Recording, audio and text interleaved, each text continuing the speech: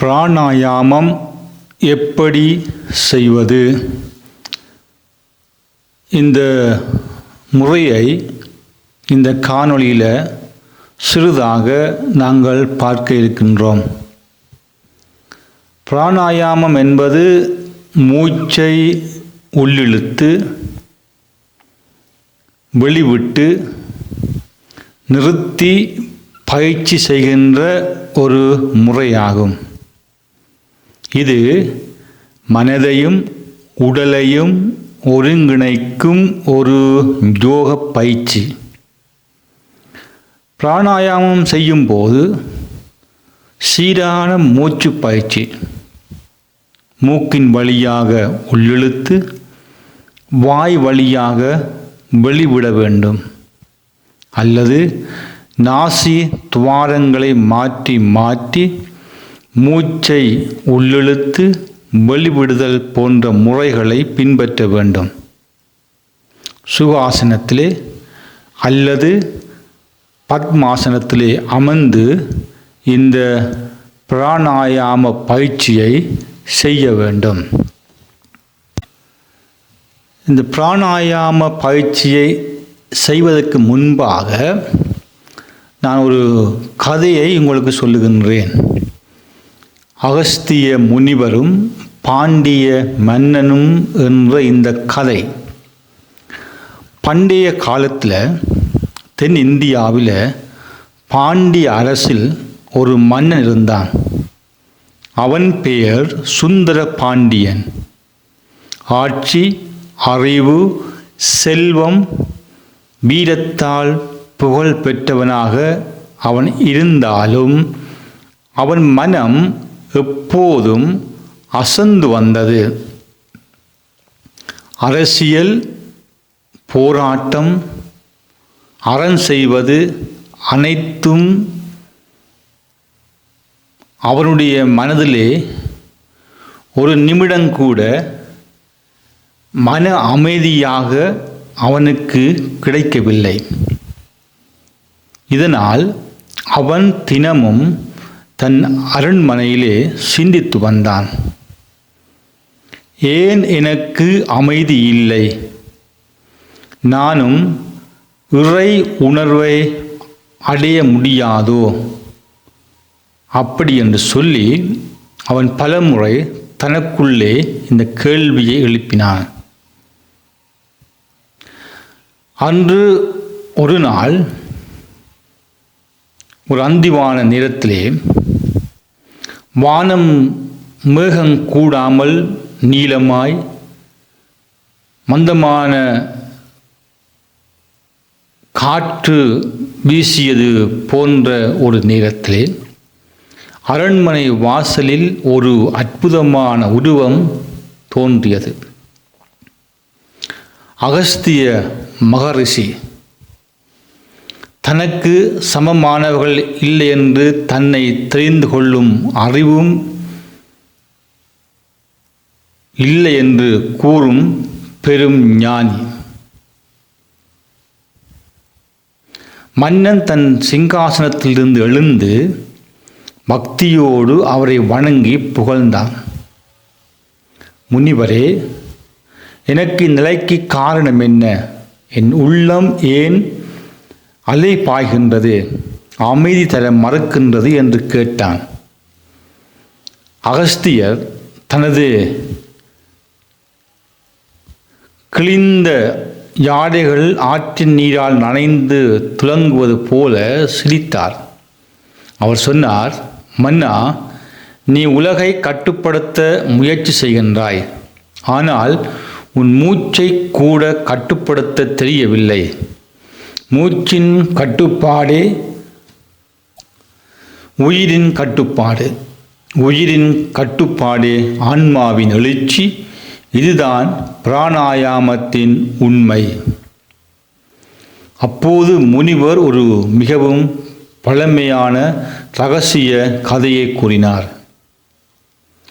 மிக பழங்காலத்தில் சித்தர்கள் வாழ்ந்தது போல தூரங்கும் காட்டுக்குள் மலைகள் சூழ்ந்த ஒரு கிராமம் இருந்தது. அங்கு ஒரு சிறுவன் அவன் பெயர் பதஞ்சலி. அவனுக்கு குழந்தை பருவத்திலிருந்தே ஏதோ ஒரு விதமான ஆழ்மன உணர்வு இருந்தது. அவன் எப்போதும் நான் யார், இந்த உடலா, இந்த சிந்தனையா என்று தனக்குள்ளே கேள்விகளை எழுப்பி விசாரிக்கத் தொடங்கினான். ஒரு நாள் அவன் காட்டில் நடக்கும்போது ஒரு முதுமை வாய்ந்த முனிவர் மாயமாய் தோன்றினார். அது சுவாமி புலிப்பாணி சித்தர். அவர் பதஞ்சலியை பார்த்து அவனது அக கோளாறுகளை தொட்டு உணர்த்தினார். முனிவர் அவனை ஒரு குடிலுக்கு அழைத்து சென்றார். அங்கே அலைமோதும் ஒரு சிறிய நீர்வீழ்ச்சி இருந்தது.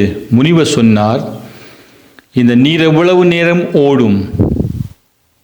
அதற்கு பதஞ்சலி சொன்னான், மழை இருக்கும் வரை ஓடும் என்றான். இல்லை, இது நிலைத்த நீர் அல்ல. அதுபோல உன் மூச்சும் ஓடிக்கொண்டே இருக்கும். ஆனால் நீ இந்த மூச்சை கட்டுப்படுத்தும் போது உள்ளே ஓடும் அந்த மழை நீர் நிற்கும். அப்போது உன் உண்மையான ஆத்துமம் விழித்தெழும் என்றார்.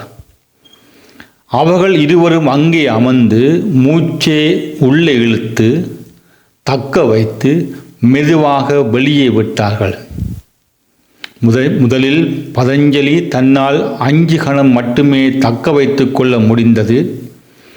40 நாட்கள் கடந்து அவன் 20 கணம், பின்னர் 1 நிமிடம், பின்னர் 3 நிமிடங்கள் தக்க வைத்து கொள்ள ஆரம்பித்தான்.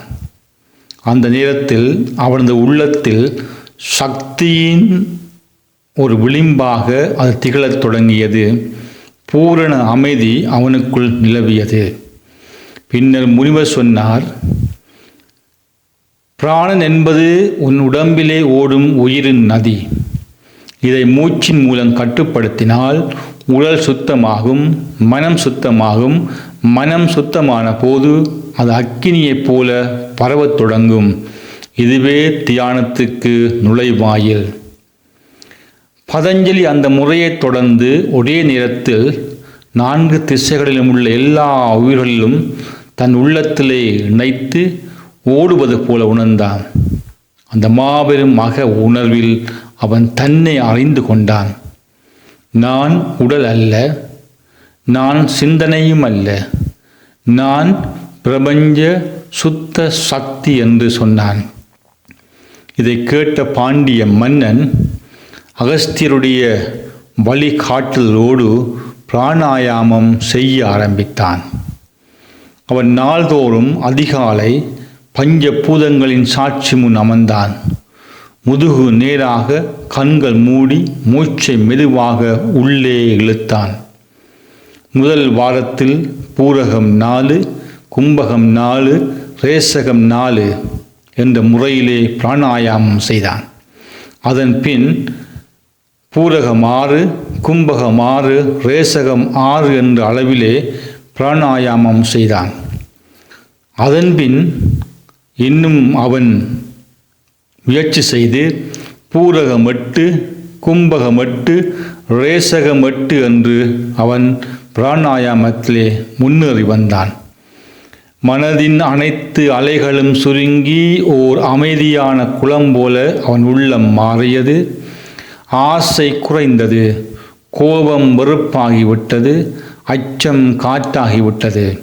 அவன் அரசை நீதியுடன் நடத்த ஆரம்பித்தான். மக்கள் மகிழ்ந்தனர்.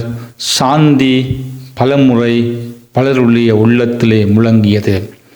அந்த மன்னன் கூறியது, உலகம் வெல்ல விரும்புவோர் முதலில் தங்களுடைய மூச்சை வெல்லட்டும். உயிரின் நடையில்தான் இறை வழி உள்ளது என்றான். இந்த கடத்தினுடைய உள்கரத்தை பார்த்தால் பிராணன் உயிர் சக்தி, ஆயமம் கட்டுப்பாடு. பிராணாயாமம் என்பது உயிரை மூச்சின் வழியாக கட்டுப்படுத்தி உடல், மனம், ஆன்மா ஆகியவற்றை சுத்தமாக்குகின்ற ஒரு ஆன்மீக பயணமாகும். இந்த அடிப்படையில்தான் பிராணாயாமம் எப்படி செய்வது என்பதை சுருக்கமாக நாங்கள் பார்த்து கொள்ளுவோம். முதலாவது சுகாசனம் அல்லது பத்மாசனத்திலே அமர்வது. தரையில் அமர்ந்து கால்களை மடக்கி வசதியான நிலையில் அமர்ந்து கொள்வது. முதுகெலும்பு நேராக இருக்க வேண்டும்.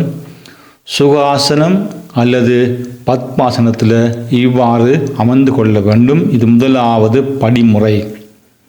இரண்டாவது படிமுறை, அப்படி அமர்ந்த பிற்பாடு கைகளை மடித்து மடியில் வைத்து கண்களை மூடி அமைதியாக அமர வேண்டும்.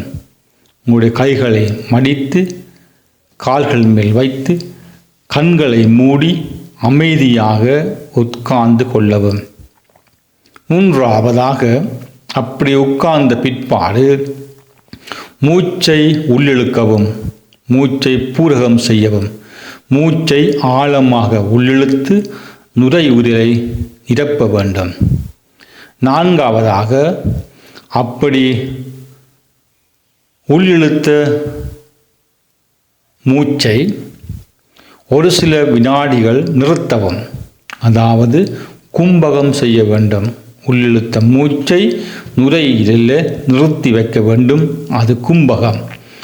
ஐந்தாவதாக, அப்படி கும்பகம் செய்த மூச்சை சில வினாடிகளுக்கு பிறகு மெதுவாக வாய் வழியாகவோ அல்லது நாசி துவாரங்கள் வழியாகவோ வெளியேற்ற வேண்டும்.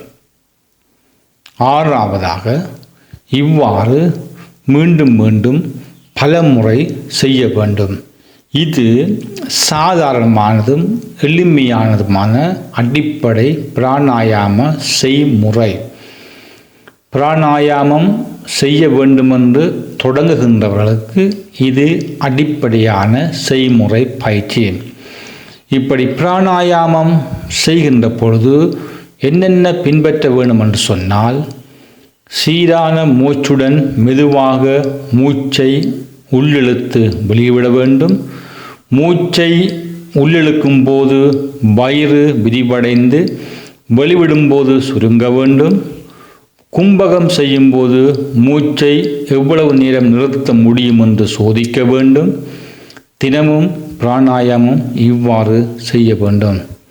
இவ்வாறு செய்கின்ற பொழுது இது ஒரு சாதாரணமான எளிமையான அடிப்படை பிராணாயாமமாக இருந்து காலப்போக்கில் இதன் செய்முறை பயிற்சியை விரிவாக செய்து இந்த பிராணாயாம பயிற்சியிலே முன்னேற வேண்டும்.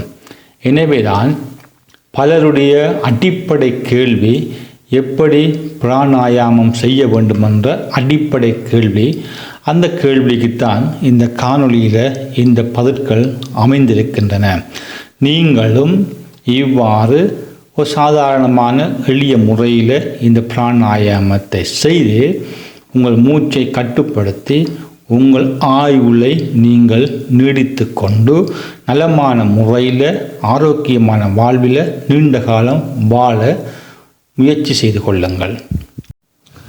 இவ்வாறு பிராணாயாம பயிற்சி செய்கின்ற பொழுது இது பலவிதமான ஆரோக்கியத்தையும் பல நன்மைகளையும் வழங்குகின்றது. மன அழுத்தத்தை குறைக்கின்றது. நுரையீரலின் செயல்பாட்டை மேன்மைப்படுத்துகின்றது. இப்படி பல்வேறுபட்ட நன்மைகள் இந்த பிராணாயாம பயிற்சி மூலம் கிடைக்கின்றது. ஒவ்வொன்றாக பார்த்தோம் என்று சொன்னால், இதனுடைய முக்கிய நன்மைகளாக முதலாவது மன அழுத்தத்தை குறைக்கும். பிராணாயாம பயிற்சி செய்வதன் மூலம் மன அழுத்தம் மற்றும் பதற்றம் குறைவதோடு மனத்தெளிவும் கவனமும் அதிகரிக்கும். இரண்டாவதாக, நுரையீரல் செயல்பாட்டை மேன்மைப்படுத்தும். பிராணாயாமம் நுரையீரலின் செயல்பாட்டை அதிகரித்து சுவாச பிரச்சனைகளையும் நோய்களையும் குறைக்கின்றது. மூன்றாவது, செரிமானத்தை சீராக்குகின்றது. பிராணாயாம பயிற்சி செரிமான அமைப்பின் செயல்பாட்டை மேன்மைப்படுத்தி மலச்சிக்கல் மற்றும் அஜீரண பிரச்சனைகளை அது நீக்குகின்றது. நான்காவதாக, இரத்த அழுத்தத்தை கட்டுப்படுத்துகின்றது. பிராணாயாம பயிற்சியை தொடர்ந்து செய்தால் உடலிலே இரத்த சர்க்கரை அளவு கட்டுப்பாட்டுக்குள் இருக்கும். அத்தோடு சேர்த்து இரத்த அழுத்தத்தையும் அது கட்டுப்படுத்துகின்றது. ஆறாவதாக உடல் மற்றும் மன ஆரோக்கியத்தை அது மேன்மைப்படுத்தும். பிராணாயாமம் உடல் மற்றும் மன ஆரோக்கியத்தை மேன்மைப்படுத்த உதவுகின்றது. இது உடலில் உள்ள நச்சுக்களை நீக்கவும் ஆற்றலை கொடுக்கவும் இது உதவுகின்றது.